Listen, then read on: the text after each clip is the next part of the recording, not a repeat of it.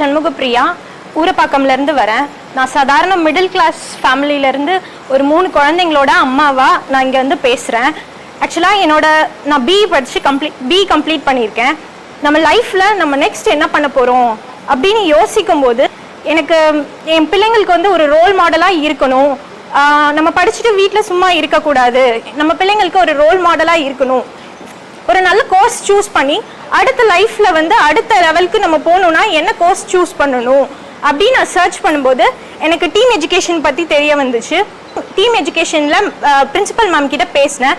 Ma'am, நான் இப்படி BE complete பண்ணியிருக்கேன் மேம், என்னோட கெரியரில் நான் அடுத்த லெவலுக்கு போகணும், எனக்கு சப்போர்ட் பண்ணுங்க மேம் அப்படின்னு சொல்லிட்டு நான் கேட்கும்போது, நீ கரெக்டான இடத்துக்கு தான்ப்பா வந்திருக்க.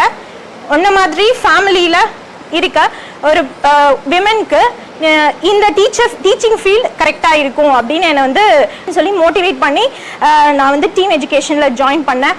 இது வந்து இந்த என்விரான்மெண்ட் பார்த்தீங்கன்னா உங்களுக்கு வந்து ஃபுல் அண்ட் ஃபுல் லேர்னிங் என்விரான்மெண்ட்டாக தான் இருக்கும். புதுசாக வந்து நம்ம நிறைய கற்றுக்கிற மாதிரி இருக்கும். உங்களை வந்து ஒரு ஃபுல் ஃப்ளெட்ஜாக வந்து தான் வெளியில் அனுப்புவாங்க. ஸோ வந்து என்ன மாதிரி இருக்க ஸ்டூடெண்ட்ஸ்க்கு நான் ஒரு எக்ஸாம்பிளாக இருக்கணும், ஒரு ஹவுஸ் ஒய்ஃப்க்கு நான் எக்ஸாம்பிளாக இருக்கணும்னு நினச்சேன்.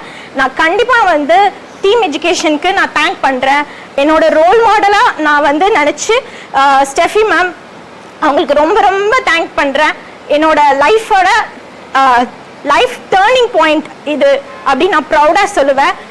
இதை ஏற்படுத்தி கொடுத்த டீம் எஜுகேஷனுக்கு நான் கண்டிப்பாக தேங்க் பண்ணுறேன்.